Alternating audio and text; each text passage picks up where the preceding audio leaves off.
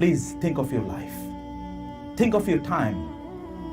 আপনার জীবন সম্পর্কে চিন্তা করুন, আপনার সময় সম্পর্কে চিন্তা করুন। থিঙ্ক অফ ইউর ডেথ, আপনার মৃত্যু সম্পর্কে চিন্তা করুন। আপনি কি আপনার নিজকে নিয়ে একবার চিন্তা করে দেখেছেন আপনার অস্তিত্বটা আসলে কি? আমি এই জন্য বলে থাকি, একজন মানুষকে বলতে পারবে তার শরীরের কোন জায়গা থেকে সুগন্ধি বের হয়? বলতে পারবেন? মাথা থেকে পা পর্যন্ত বলেন তো কোন জায়গা থেকে সুগন্ধি বের হয়? একটা জায়গা বলেন তো। একটা জায়গা আছে? ঘাম বের হলে তো দুর্গন্ধ, এমন কোন জায়গা যেখান থেকে ঘাম বের হয় না? আর অন্যান্য কথা তো আমি বাদিয়ে দিলাম। তাহলে এই মানুষের কি আছে? এই মানুষের কি? এ তো পচে মরে যাওয়ার পর 3 দিন পরে তার শরীরের কোনো অংশ থাকবে না যেটা এখন অক্ষত আছে, পোকায় খাওয়া শুরু করবে আর পচে গলে লাশ দুর্গন্ধ বের হবে সেখান থেকে। এই মানুষের কি আছে? তার এই লোকটা কি আছে? তাহলে সে কি করছে? তার কিসের এত লম্প ঝম্প? কি নিয়ে সে এত লাফালাফি করে, এত অহংকার তার, অথবা এত তার দৌড়, তার ছুট, গোল্লা ছোটের মতো সে প্রতি মুহূর্তে ছুটে বেড়াচ্ছে? তার আসলে কি আছে? তার লক্ষ্য কি? তার উদ্দেশ্য কি?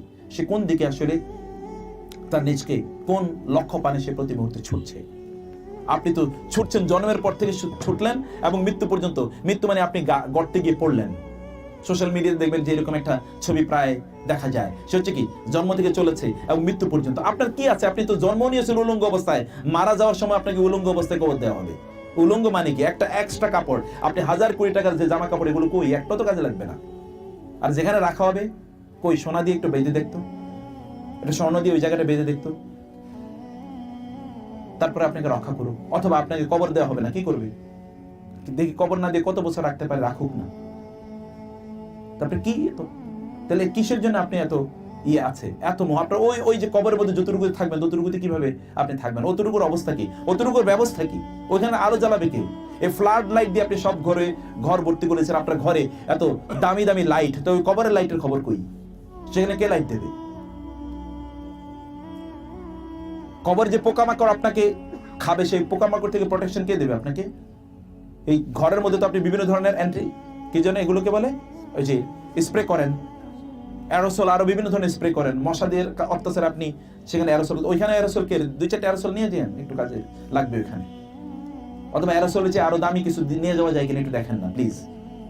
অথবা একটু বলবেন ওইখানে একটু লাইট দিয়ে। আপনি অন্ধকারে কেমনে থাকবেন? ওইখানে অন্ধকারে থাকার কোনো জায়গা নেই আপনার।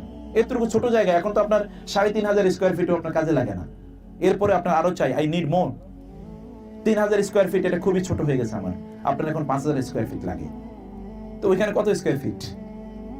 সেই স্কোয়ার ফিটের জন্য আপনার ভাবনা কোথায়? সেই ভাবনাটা কে ভাববে? অন্য কেউ ভাববে মনে করছেন? নো নো নো, কেউ ভাববে না আপনার।